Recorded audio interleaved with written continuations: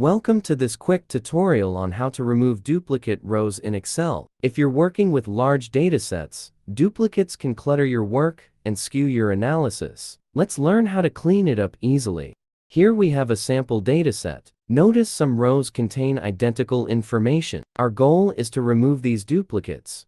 Step 1. Select the range of data where you want to find duplicates. You can do this by clicking and dragging over the cells. If your dataset includes headers, make sure to select those too.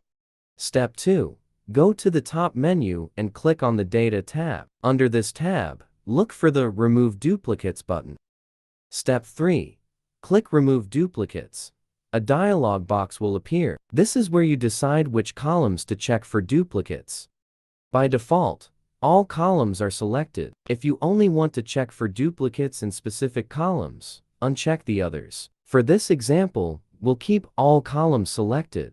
Step 4. Click OK. Excel will remove duplicate rows and give you a summary of how many duplicates were removed and how many unique rows remain.